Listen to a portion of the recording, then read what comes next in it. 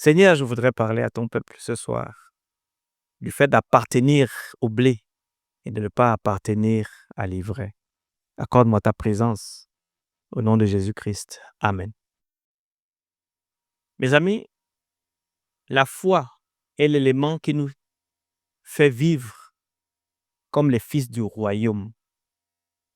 L'incrédulité, la méchanceté, la médisance, tous ces traits de caractère vous font devenir ivraie. Il est possible, on est tous ensemble dans cette église. Il est possible que je fasse mal, que Karine fasse mal, que l'ancien béni fasse mal. La seule chose que nous devons faire, à nous habituer à faire, c'est d'aller vers les uns et les autres et nous entraider. Arrête, ce que tu as fait ne m'a pas intéressé. Ou, Danev, je t'ai vu faire quelque chose, mais ce n'était pas bien aux yeux du Seigneur. Le Seigneur ne veut pas que tu fasses ça. On est les gardiens les uns et les autres. Mais trop souvent, ce qui se passe, on est là, le jour que Danev, célibataire, va regarder une autre célibataire. Dès qu'on le verra ensemble là dehors, quelqu'un va venir dire Danev, est-ce que tu connais la sœur là? Oh, elle est sortie avec Derek. Oh, elle a 2 enfants. Oh, elle a fait un enfant là-bas avec quelqu'un à Franceville. Et Danev, qui avait de bonnes intentions, est découragé.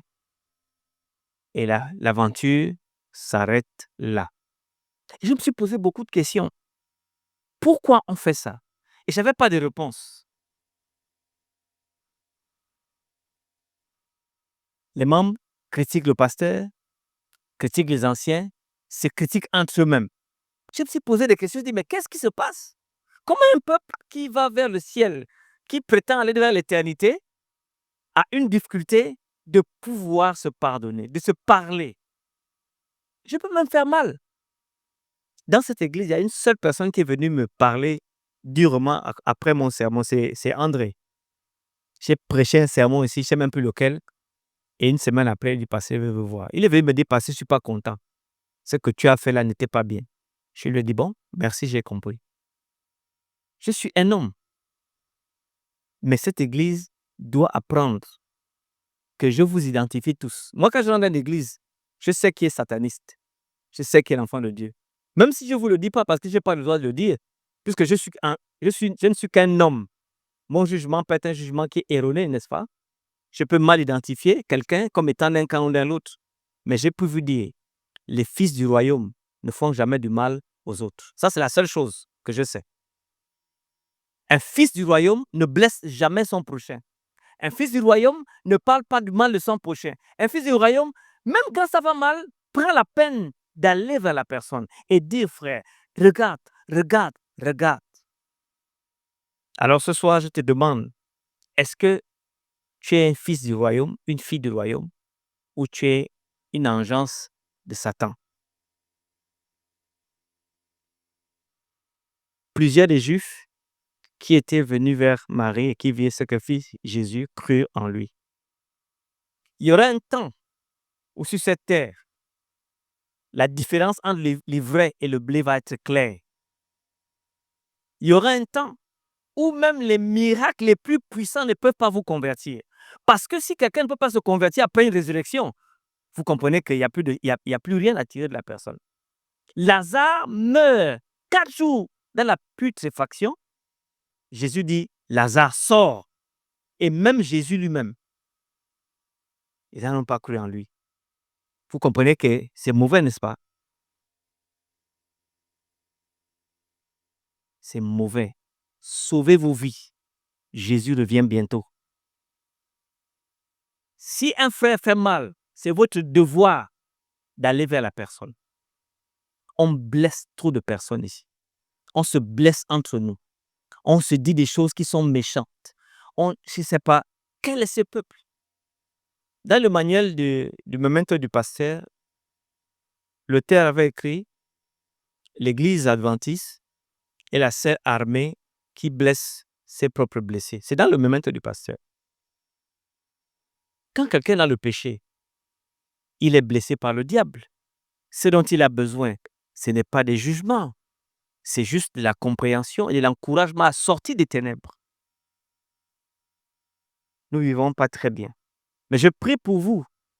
Je prie pour chacun de nous. Je prie que Dieu éclaire votre intelligence. Sortez délivrés.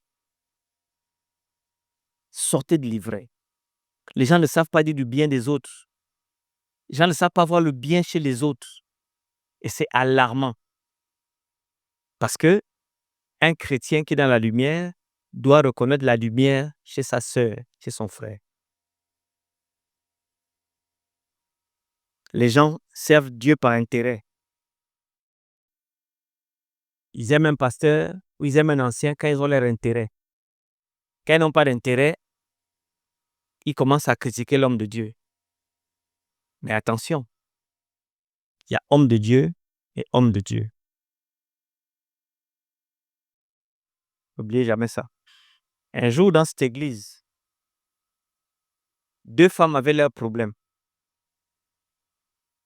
Une, ceux qui sont les vieilles adventistes là peuvent se rappeler. Une a pris un plat de piment. C'était ici. Mon coco était pasteur dans cette église. Elle l'a prise, l'a balancée sur la face de l'autre. Ils sont chamaillés, débattus là. Le pasteur Moukoko a regardé. Il a simplement dit, « Oh, mes sœurs, en pleine église, tout ce qu'il a dit. » Ce qui a encore la mémoire, ça n'a pas fait 2 mois. 2 semaines, les 2 sont mortes. C'était ici. Dieu écoute toutes les plaintes des enfants, toutes les critiques que nous faisons vis-à-vis de l'un vers l'autre, toutes les blessures que nous avons l'un envers l'autre. Il faut que ça s'arrête. Quand quelqu'un a un problème, soutenez. Ne jugez pas. Même à la femme adultère que Jésus a attrapée avec les autres, il dit, « Femme, où sont ceux qui t'ont condamné ?» Elle se retourne, il n'y a personne. Il dit, « Moi non plus, je ne te condamne.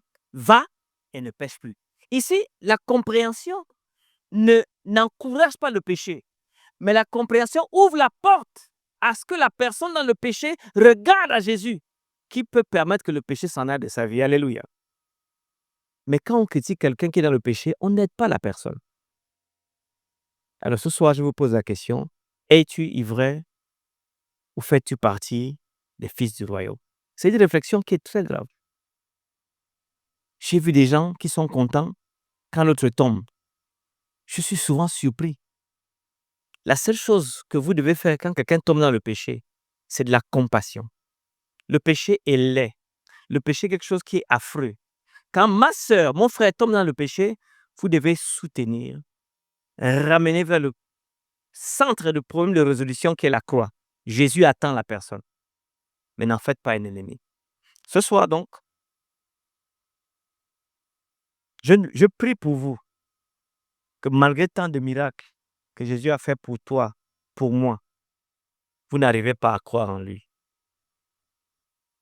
Madame White dit dans un passage, j'oublie le titre du livre, Rayon de santé, si ma mémoire est très bien, c'est la page 562, si elle est très bien. Mais elle dit ceci, les critiques ne sont pas des caroubes qui nourrissent ceux qui s'en rapaissent.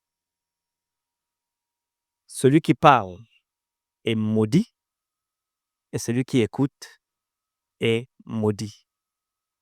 Et les deux risquent de se transformer en l'image de ce qu'ils critiquent. Et Madame White nous appelle que regardons à Jésus et passons du temps à regarder à Jésus, de façon à ce que nous soyons transformés en son image. Alléluia. On ne critique pas, on ne se fait pas de mal. La critique ne sert à rien. Il y a déjà un gars qui est là pour ça. Le diable, c'est son travail. Diabolo, diablos signifie le diviseur, le critiqueur, le méchant. Mais ce qui est étonnant, c'est qu'il n'est pas ici dans cette église. Il a envoyé ses émissaires. Et je vous vois, Et Dieu vous voit également. Mais rappelez-vous que le jour que quelqu'un critique quelqu'un et que ça se fait savoir, le manuel de l'Église dit quand même qu'il faut mettre la personne sous censure. Mais ce qu'il y a ici dans cette église et dans d'autres églises, les critiques passent jamais sans nom. Moi, j'ai appris, j'ai cette habitude. Si l'ancien Abedin vient critiquer quelqu'un chez moi, j'appelle la personne et dis Abedin m'a dit que, c'est clair. Je suis un homme libre. Parce que personne ne vient me dire les critiques des autres. Parce qu'ils savent que je veux répéter. Et je suis sauvé. Il faut assumer ce que vous dites des gens. Vous devez assumer ce que vous dites des gens. Et ce qui est encore mieux, vous devez aller vers les gens, les personnes, les sœurs, les frères. Dites-leur ce que vous pensez. Et la critique va mourir d'elle-même. Il y a des gens qui gèrent avec le Congossa, qui sont pasteurs avec le Congossa, qui sont anciens avec le Congossa, qui sont présents avec le Congossa. Et ça marche pendant un moment. Mais pendant combien de temps? Jésus nous juge tous. Ce soir, donc, c'est une interpellation. C'est un sermon que j'ai fait plusieurs fois, dans plusieurs manières, dans plusieurs coupes. C'est parce que l'Église est malade. Les gens ne s'aiment pas. Les gens ne se supportent pas. Dès qu'il y a quelque chose qui est anormal, c'est la critique. Prions le Seigneur qui nous aide à être capable d'aller vers un frère, une sœur, dire ma sœur, vraiment, je ne suis pas content de ce que tu as dit. Ça ne me plaît pas ce que tu as dit. Je ne suis pas content de comment tu as fait. On perd des membres comme ça. Les gens arrivent ici, ils ne sentent pas la fraternité parce qu'on est les ennemis les uns envers les autres. Il y a des moments, même le pasteur, je prêche, quelqu'un fait un contre-sermon là-bas. C'est compliqué. Jésus est notre dirigeant et je prie que ce petit message vous interpelle et nous fasse savoir que le blé ne devient jamais ivraie et l'ivraie ne se transforme jamais en blé. Les deux sont antagonistes. Il n'y a jamais de conversion d'un champ vers un autre. Et le blé, il ressemble à l'ivraie tant que les deux n'ont pas de fruits. Si vous avez déjà vu un champ, vous avez les deux. J'ai eu la grâce de voir ça en Israël. J'ai vu les deux. C'est pareil, excepté le jour où le blé a des gerbes. Quand il a des gerbes, il descend. Et le blé et l'ivraie restent debout. C'est à ce moment donné que on fait la différence. Donc, à nos fruits, on peut savoir qui est pasteur Anani. Gentillesse, amour, paix, douceur, tempérance, bénédiction, maîtrise de soi, respect. Quand vous avez ces fruits de caractère, même les anges de Dieu savent que voilà un enfant du Seigneur. Alléluia. Et je peux faire un témoignage. J'ai connu pasteur Max. C'est comme je vous dis là beaucoup, est vrai pour que je devienne chrétien. De toute ma vie, je n'ai jamais vu cet homme critiquer quelqu'un. Il y a même des moments, j'amène un Congolais, j'amène, bam! Il sourit seulement. Et ça m'avait beaucoup, beaucoup frappé. Max critique très rarement les autres. Il sourit seulement. Il ne rentre pas dans le jeu. Et ça m'a transformé. Moi, quand j'ai une habitude, quand je veux parler, je vous parle. Vous pouvez être présent dans la division, je vous dis ce que je pense. Après, vous faites ce que vous voulez, vous m'enlevez même. Si vous m'avez enlevé, il n'y a pas de problème. Mais je vous aurais dit ce qui est dans mon cœur. Il y a plein de gens dans cette église qui ont un mauvais cœur vis-à-vis de vous, mais qui ne vous disent rien. Jusqu'au jour où peut-être vous ne lui donnez plus quelque chose qu'il espérait. Je ne suis pas comme ça. Donc, en tant que votre frère, votre pasteur, je vous en supplie. Si vous voyez quelqu'un dans cette église dire du mal de quelqu'un d'autre, ne participez pas à ce péché et dites à la personne, es-tu allé voir le frère tel? Il faudrait que tu ailles le voir. Parle-lui, c'est le plus intéressé à ce que tu dis. Pour terminer, à Franceville, on avait une sœur. Je ne veux pas mentionner le nom. On la traitait de prostituée. Bon, elle s'est baptisée. Premier sabbat que la sœur est venue à l'église, c'était dans une robe très compliquée. Et les anciens qui faisaient de la friperie ont pris des robes pour donner à cette sœur. On a dit non, c'est pas comme ça, ainsi de suite, ainsi de suite. Un pasteur est venu dans l'église. Il a regardé des femmes. C'est la prostituée là qu'il est parti chercher le mariage.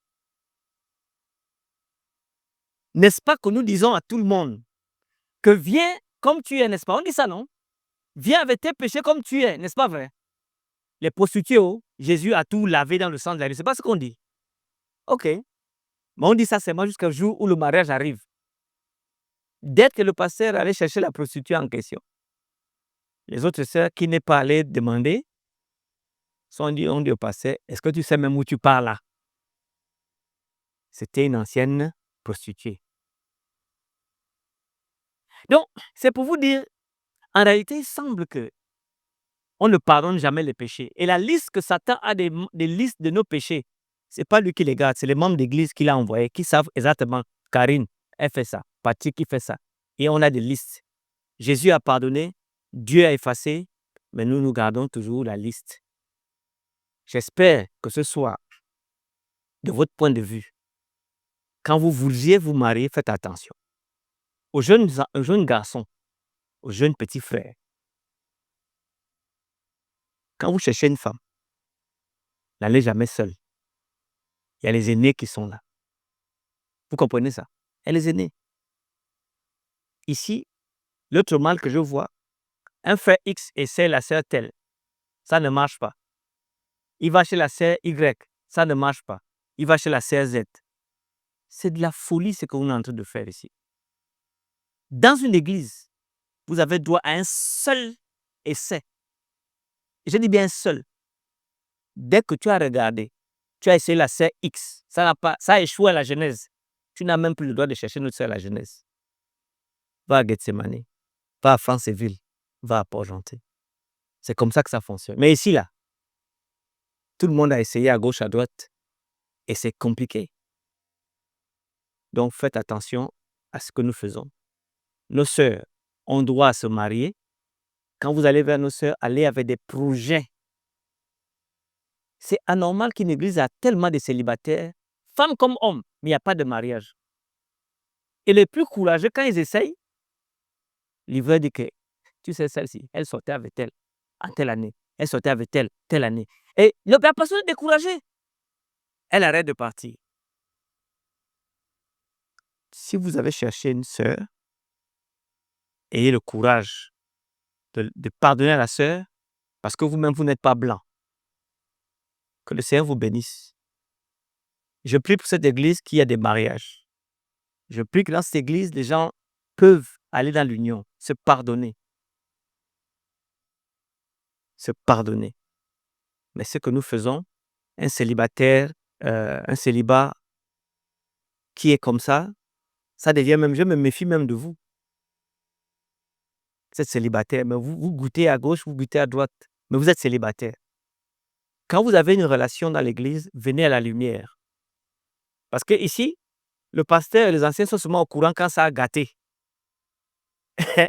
Karine, quand ça a gâté, c'est là seulement que, oh, tel frère, telle sœur étaient ensemble, mais ils ont eu des problèmes. C'est là où on vient voir le pasteur règle les problèmes. Non.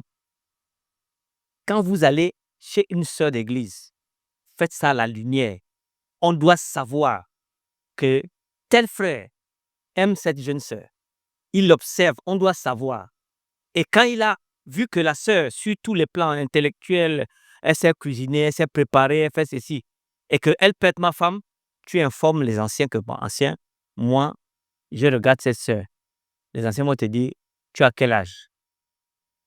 C'est l'âge que moi je pose toujours. Je connais des personnes, il a 34 ans, la femme a 34 ans, lui il a 26 ans. Il dit qu'il va l'aimer. Ça ne va pas marcher. Parce que les différences d'âge sont très grandes. Vous comprenez, non? Il faut que tu sois un jeune qui soit, à moins que tu sois un jeune qui soit très développé. Parce qu'une femme qui a 33 ans, toi tu as 26 ans, toi tu vas aimer Juninho, elle va aimer Messi. Quand toi tu vas dire à la maison que non, le meilleur tireur de coup franc c'est Juninho, elle va dire que non, le meilleur tireur c'est Ronaldo. Divorce à cause de deux personnes qui ne vous connaissent même pas. On appelle ça l'écart d'âge. Mais si vous voulez faire le pas, il faut qu'il y ait la maturité, que vous vous compreniez, que vous soyez complices. Si vous pouvez le faire, l'âge n'est pas un problème. Est-ce qu'on est ensemble? Mais ce que je vois ici, là, tous les jeunes, là, c'est à vous que je parle.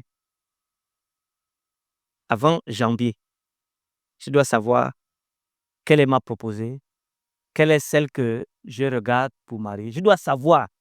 Et si je ne sais pas, je vais me renseigner, je vais venir dire ça dans le sermon ici, là.